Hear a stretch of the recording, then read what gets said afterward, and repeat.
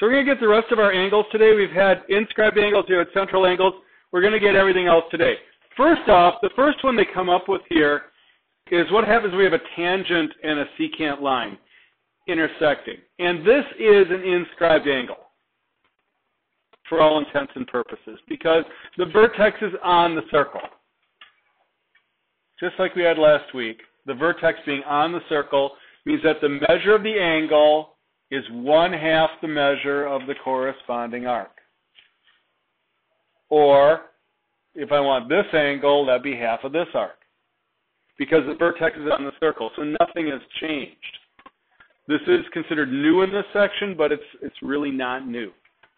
So, if the measure of arc AB is 140, what's the measure of this angle have to be?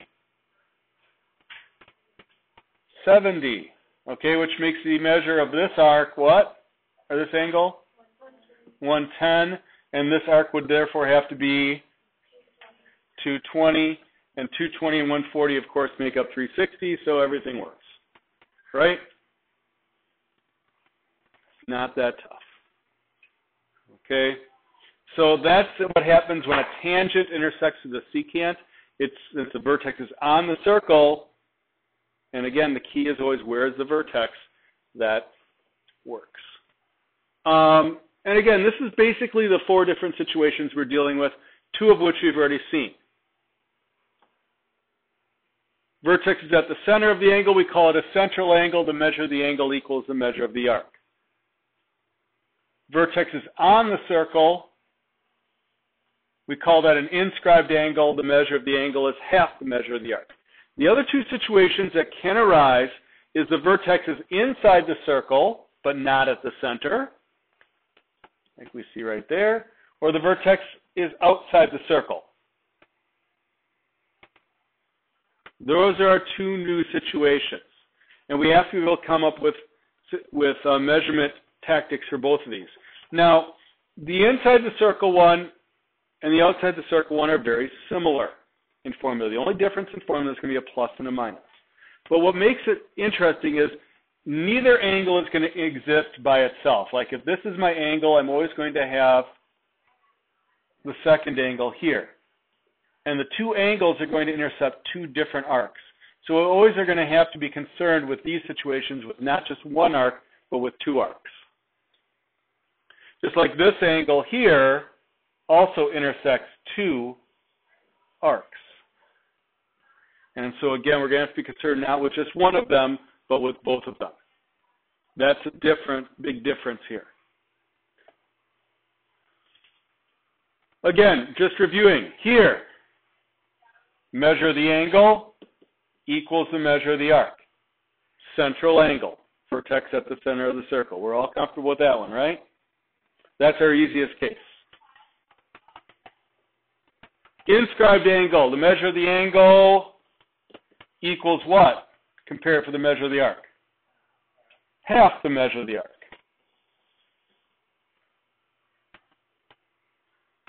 And again, we're all pretty comfortable with that case. This is our new one, the interior angle. And instead of choosing the right, left, I chose the top, bottom here. It doesn't matter. When I know which angle I'm talking about, this angle here, I know it has a vertical pair. You remember vertical angles? Vertical angles have to be what? They have to be what relationship? Congruent. Okay? So whatever the measure of this angle is, that's also the measure of that angle. Those 2 angles add up. If I know one, I know them both. Now, are the 2 arcs associated with them congruent? No, they are most clearly not congruent, are they? So I can't necessarily relate the measure of this individual angle to this individual arc or this individual angle to that individual arc. Because the individual angles we know have the same measure and the individual arcs clearly do not have the same measure. We can tell that just by looking. Now, if I pick these other 2, yeah, again, it's pretty clear they don't have the same measure, but it could be closer. Here, it's very clear they don't have the same measure. So, since I can't associate a single angle with a single arc, what we do instead is associate the two angles, the pair of angles, with the pair of arcs. Or basically, what it says right here, the sum of the angles equals the sum of the arcs. That x plus x equals arc 1 plus arc 2. Okay, I'm going to call that arc 1, that arc 2. The sum of the angles is the sum of the arcs. Or, if you prefer, 2x is arc 1 or arc 2. Or, if you just want the angle, x is 1/2 times the sum of the arcs.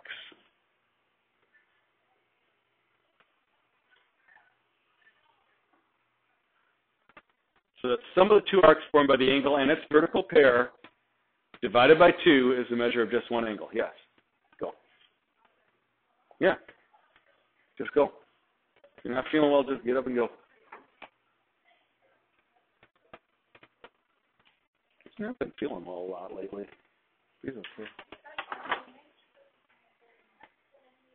Okay. So the measure of the angle is 1/2 the sum of the two arcs associated by the two angles. So let's practice this for a second. Just for a minute, let's practice it. Here's my angle x. This arc is 70. This arc is 20. The angle will not be the same as the arc because it is not a central angle. So let's eliminate that from our mind right away. But the two arcs together add up to what? 90. So these two angles have to add up to 90. Half of 90 is 45. Pretty simple. If we do it the other way, I tell you this is 45 and this is 35 over here. Again, we can set up pretty easily. If this is 45, then this is 45. So that's 90. So y plus 35 has to equal the 45 plus 45. So y plus 35 equals 90. So y is 55.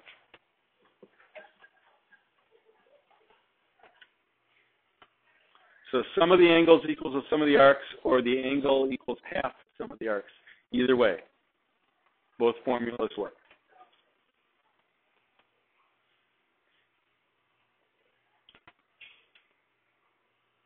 That's when it's inside. When it's outside, it's going to be very similar. The only difference is instead of adding the two arcs and dividing by 2, guess what we're going to do? Subtract. Okay?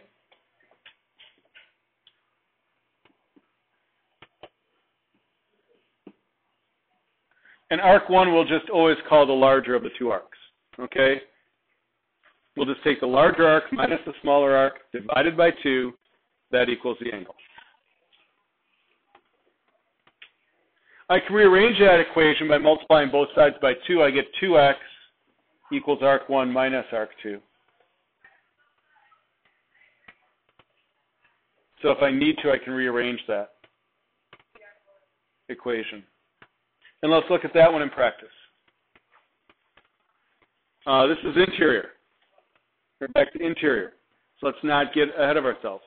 Sorry, I want an exterior one. I didn't have an exterior example in there? Well, then let's add one. Goodness sake. What is wrong with me today? I didn't put an example like that in there. I am being a negligent math teacher today. Let's start with something simple. This arc is 110 degrees. This arc is 30 degrees. What's the measure of the angle going to have to be? What's it going to be? Well, 110 minus 30 is 80. Does that look like an 80-degree angle to you? No. What do we have to do? We don't just subtract them. We also have to divide by 2, right? 80 divided by 2 is 40 degrees. Let's try this. I'll put another one in here. Whoa, hello, not so fast. Okay.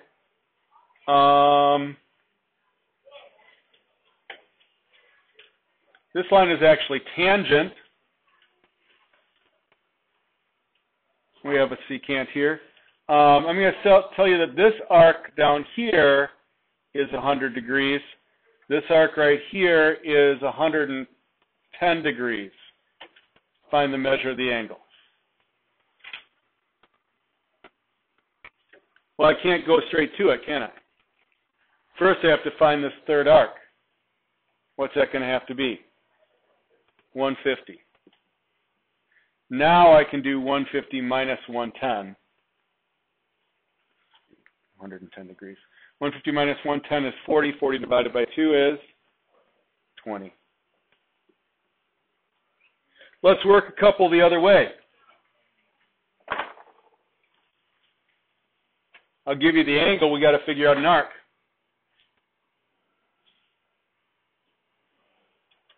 Okay. My angle is now 23 degrees. This arc is 40 degrees. What's that arc over there? Well, here's where we got to start using our formula. And actually, this is one of these things that we have to get used to doing very much so. We're going to use a lot of formulas during fourth quarter here, because we deal with area formulas and volume formulas and stuff like that. So I take large arc minus small arc divided by 2 is 23, right? Subtract the arcs, divide by 2. How do I undo the division by 2? Multiply both sides by 2. So x minus 40 equals 46. Add 40. X is, X is 86. Well, I could actually maybe do that. Let's see if I can make that 80. There's my 8. 6. Life hands you lemons, you make lemonade, right? Make it work.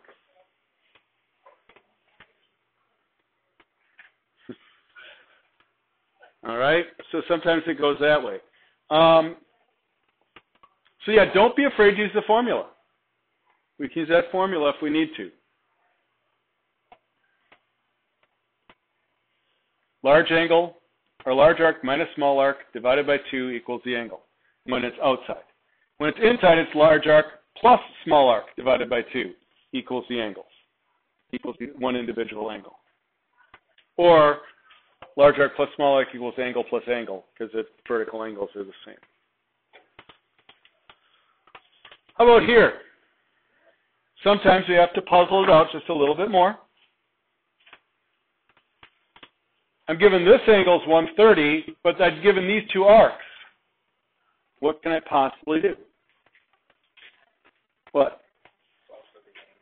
Okay, so what's this angle going to be? 50. Aha. So now I know that arc plus arc has to equal angle plus angle. So 2x plus 20 is 100. Subtract the 20. 2x equals 80. So x is 40. So it's 60 and 40. And I found my angles. Yes? How did you get 50? Linear pair? 130 and 50? Oh, okay. They have to add up to 180.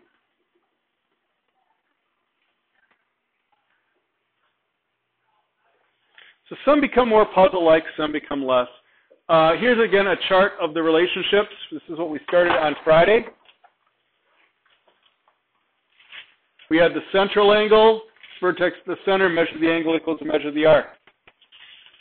You had that already. We already filled out the second one. Inscribed angle, vertex is on the circle.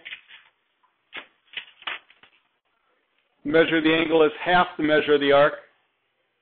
Internal, the vertex is in but not center.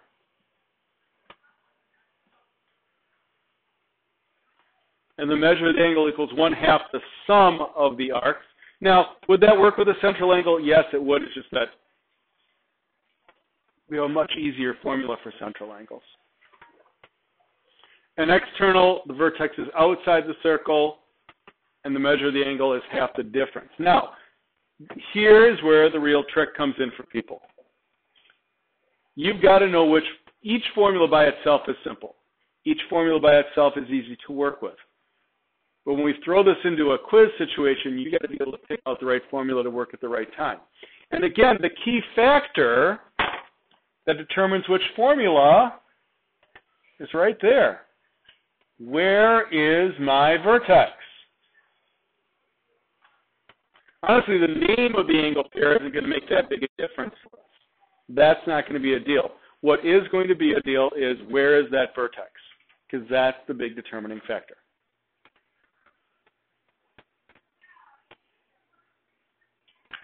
So that's the thing you have to keep in mind.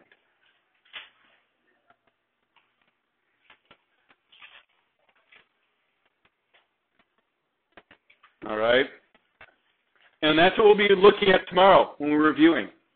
Tomorrow we'll be doing all sorts of different problems with the vertex of the circle just being all over the place, and you'll be practicing all the different possibilities. That's what's going to be on our review sheet and on our quiz. And you'll be setting up and solving and doing all sorts of different things. We're going to use backset, all the arcs add up to 360. We're going to be using all sorts of interesting things. This is one of the more interesting problems we get sometimes. Do people get that? Or do you need a few more seconds of that?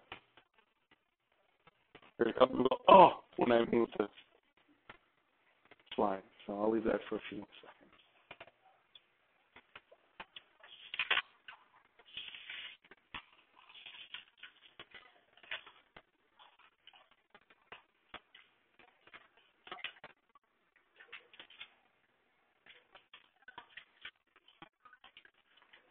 It's like an epidemic.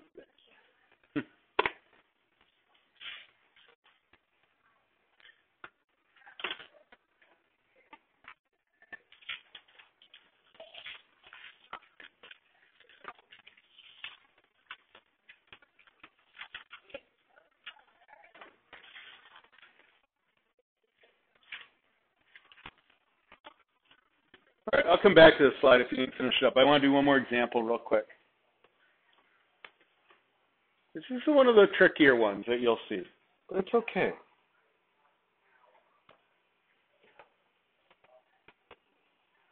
We're going to give ourselves two tangents. All right? So we've got two tangents. Now, don't forget that if we're going to talk about segment length, these two segments have to be congruent because two common tangents are congruent to the point of tangency from the point of intersection. Those are congruent segments. But that's not really what we're after right now. I'm just going to tell you this angle right now is 50 degrees.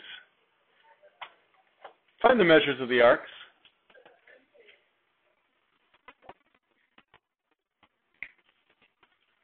So that's a little trickier because we're given either arc, are we? I just want to know the measure of my two arcs. I'm going to call the measure, we'll call this point A and this point B. We'll put a point C here. So I want to find the measure of arc AB and the measure of arc ACB. How can I go about doing that? Well, I got to start by calling one of them X, right? Doesn't matter which one. Which one would you like to call X? AB, okay? So what's the measure of this arc going to be in terms of X? If I put these two arcs together, what do I get? How many degrees? 360. So if I use up X here, this remaining arc here is 360 minus X. Aha. Now I can put that in my formula. 50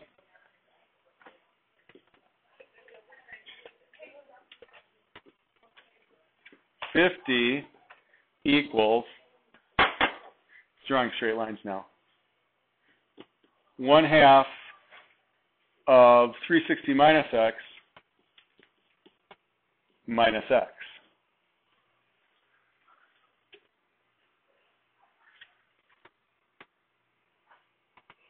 Multiplying both sides by 2 to get rid of that, I get 100 equals 360 minus 2x.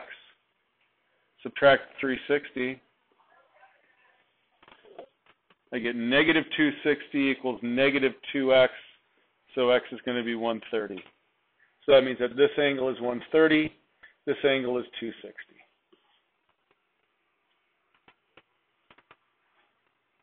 Or sorry, 230. 360 minus 130. I subtract those two, the difference has to be 100. Right? So some of the problems require us to do some problem solving. That's definitely moving into more of an extension level problem, but it's again using our facts about circles to our advantage and knowing the formula. So, key factor. Again, identify where the vertex is, know which formula goes with that, and use them. You are going to have to memorize those formulas. They are not particularly difficult. They all involve a 1/2 except the central angle. Inscribed angles only intercept one arc, so you only get one arc. These ones intercept two arcs. We add from the inside, subtract from the outside. So very similar equations. Memorization should not be that hard. But that's what we'll be checking. All right. That's what I got for you today.